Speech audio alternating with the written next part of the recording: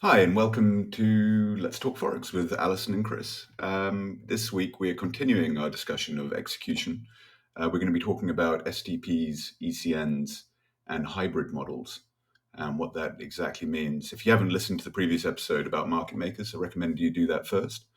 And let us know if you have any questions. You can find us on fxscouts.com, tradeforexsa.co.za, and send us an email or just hit us up on Facebook and Instagram. Thanks for listening.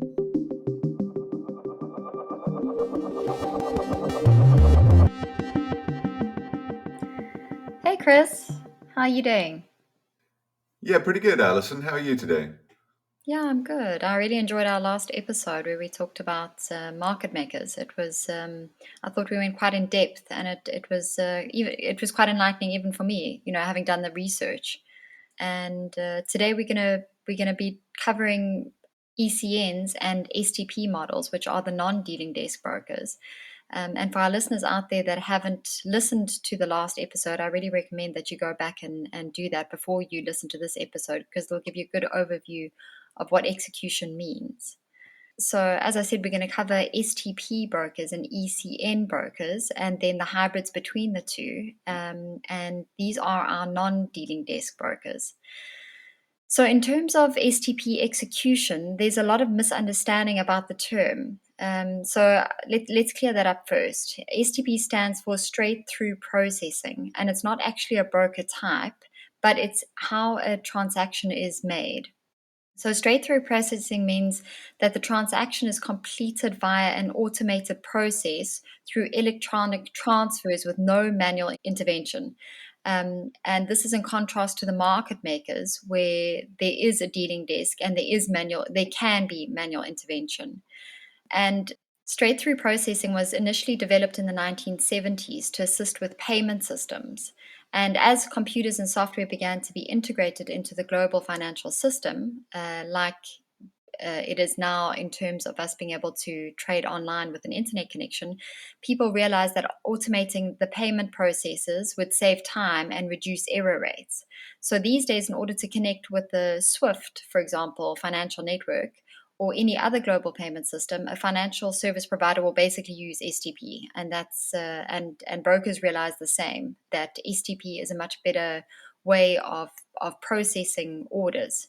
So straight through processing has a much wider application than just the Forex brokers, though. And in fact, Forex brokers are basically a very tiny minority of the many thousands of other financial companies around the world who also use STP on a daily basis. So STP is a very, very common method for processing transactions.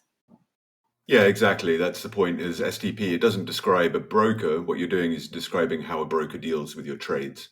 It's the transaction protocol.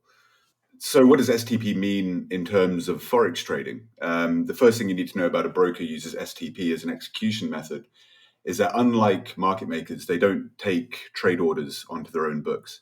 They do not make the market. They do not have a dealing desk, and they will never be counterparty to your trades.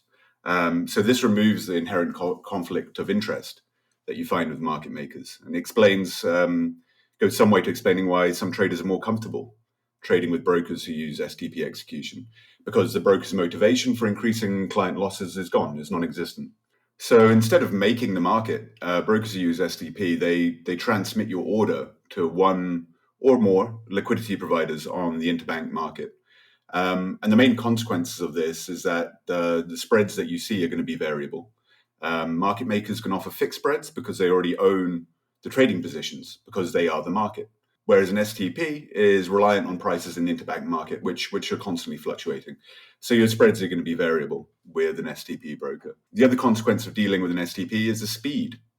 STP, they don't have to go through a dealing desk, so it can be much faster. Straight through processing can be much faster, especially at times of high market volatility. So if news is broken, some major financial news is broken, STPs can be much better at a much faster way of transmitting orders. And so because the STP broker uses this straight through processing to different liquidity providers, this prevents requotes and other delays. So you're not going to get you're not going to place a trade and have your trade rejected or have your trade sent back to you at a different price generally with STPs because they can conclude the trading process much faster. But they do share one similarity with market makers, and that is that they will generally add a spread markup, which is fixed to the variable spreads that they receive from the liquidity provider. And some STPs will also provide trading accounts with raw spreads and charge a commission. So that they have two different models. STPs will either have a spread markup, which is why they can, offer accounts that are commission free, and other times they will give you raw spreads and then we'll charge a commission per trade. But this is less common than the spread markup model. So the main takeaways for the brokers who use this model are that there's no conflict of interest, which is in contrast to the market makers. They have variable spreads and usually a spread markup. Generally, no commission, as we spoke about, and there's much faster order execution and less chance of requotes, something that market makers often have. And now that we've basically covered STP, I'd like to move on to ECN brokers because there's a lot of confusion between STP and ECN. So ECN essentially stands for Electronic Communication Network, and it is a computerized system that automatically matches buy and sell orders on the market. So that's quite an important definition. But much like the STP brokers, they don't have a dealing desk and they do not make the market like the market makers, and they're not the counterparty to your trade. So there's no conflict of interest here either. So that's how they're similar to STP brokers. And they basically connect major brokerages with multiple liquidity providers and then to the individual trader so that they can trade between themselves without going through a middleman. And yeah, as I said, this is different to the market maker who is the middleman and who will have a dealing desk, which obviously is where the conflict of interest comes in because they're the counterparty to your trade. ECNs are not at all a counterparty to your trade. They simply connect the trader to two different liquidity providers who will give you obviously raw pricing. Yeah, and so there's a lot of similarities between STPs and ECN. And this is where the confusion lies. As I said, like STP describes a protocol, describes a method of transaction, whereas an ECN actually describes a broker. But the main difference between an STP, a so-called STP broker, and an ECN broker is the routing. It's how the transaction is routed. Now, an STP can choose to deal. They have a choice to deal with the different liquidity providers out there. While an ECN instead acts as a hub, right? So an ECN is kind of like a spider sitting in the middle of a web, and it's surrounded by these liquidity providers.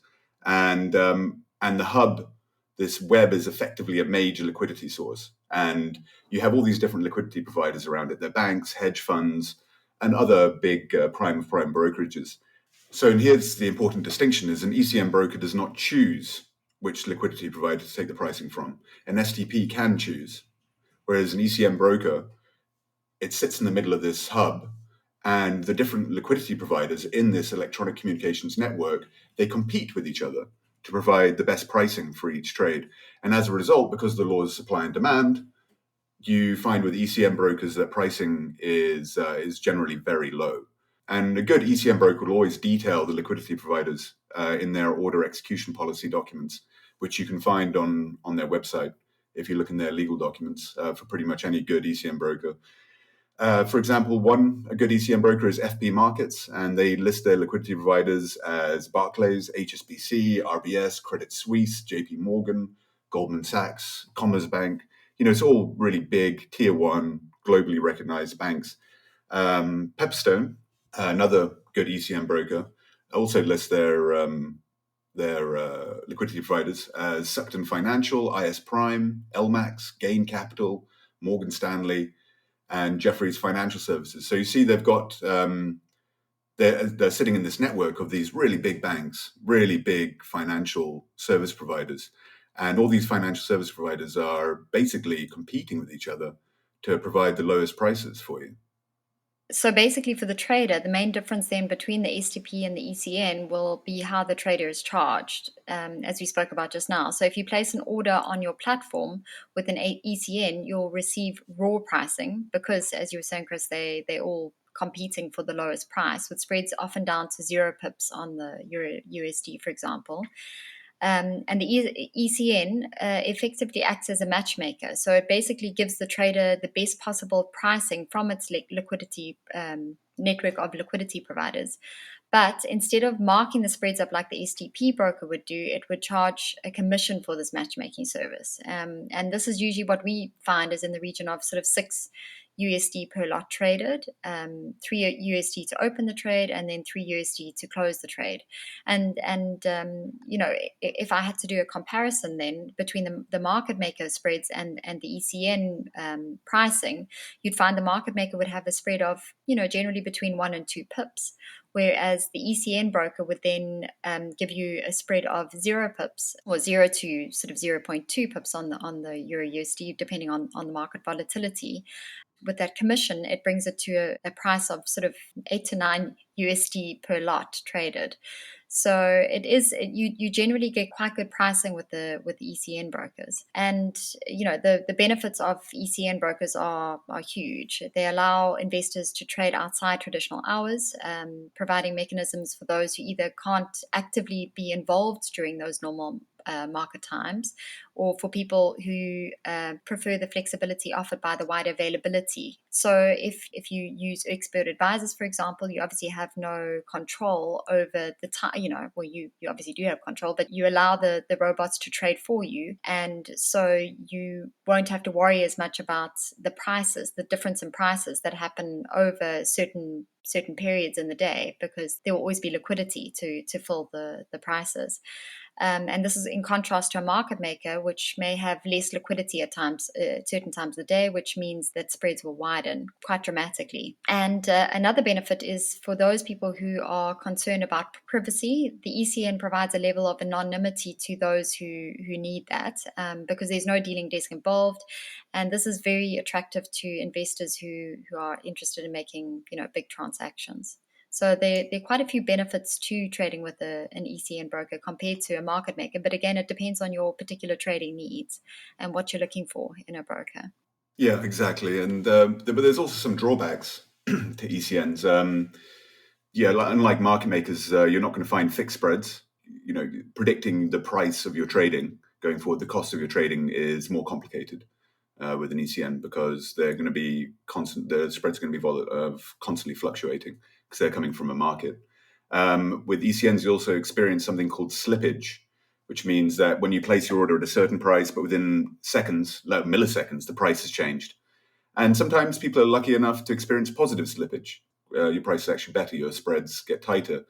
But you also may experience negative slippage, where the price increases. And again, this is just a hazard of trading on the interbank markets with an ECN. The biggest drawback, I think, and especially for a lot of beginners to using an ECN, is the price, is the cost of entry. We find with ECNs that minimum deposits are generally higher, and commission charges can be costly, especially if you don't understand them. And if you start trying to trade small, the commission costs can rack up. Those are the main drawbacks of an ECN. And then you also get quite a few brokers that are hybrid brokers, which means they combine STP and ECN execution. So in a perfectly easy to understand world, brokers would use only one execution model, but in reality, many brokers use two or more of these execution methods. And actually, many of the brokers we review use more than one model. So some ECN brokers will behave like a market maker if there is little liquidity in the market. And then some market makers will offer accounts with raw spreads and STP execution. And most commonly, you'll find ECN brokers who use STP execution to complete the orders. So it can be quite confusing, which is why we also talk about, sort of doing your research and looking at the legal documents on each of the brokers' sites. We've discussed all this execution methods, and these are all clear cut when you talk about it theoretically. But in reality, it's often hard to tell what execution model a broker uses at any given time. And the important thing, I think, to take away here is, what do you want as a trader? Do you prefer your trading costs to be the spread only? Or do you prefer to pay a commission for tight spreads? Do you want fixed spreads? Or do you want variable spreads? Knowing that these variable spreads, can get wider in times of market volatility. Are you comfortable with the conflict of interest that's inherent in the market maker model? Or would you prefer to trade with an STP or an ECN broker, knowing that this conflict of interest is non-existent there? And so I think that's the best angle to approach execution from, is what do you want as a trader, rather than worrying about what the execution model means. Whatever you do, the most important thing is to trade with a well-regulated broker. No matter the execution method used, if your broker is well-regulated, there's going to be zero chance of price manipulation, and you're going to get decent prices on your instruments, and you'll get fast execution. And on our websites, you can find lists of the best ECN brokers and the best market makers available. So that's fxscouts.com in the UK, that's tradeforexsa.co.za in South Africa. And you also find a lot of educational content we've discussed here in these last two episodes about the various execution methods. So have a look there if you feel like you want to learn more about this topic. Yeah, and I think that just about covers execution, Alison. What do you think? Yeah, and I guess if anybody has any questions or anything they'd like to know more about, they're more than welcome to contact us. And if traders sign up on our newsletter, they'll also be able to receive updates on the various brokers that we're covering and on our podcast. Fantastic. All right, Alison. Well, I'll speak to you next week then. Yeah. Thank you. Cheers, Chris. Okay. Bye.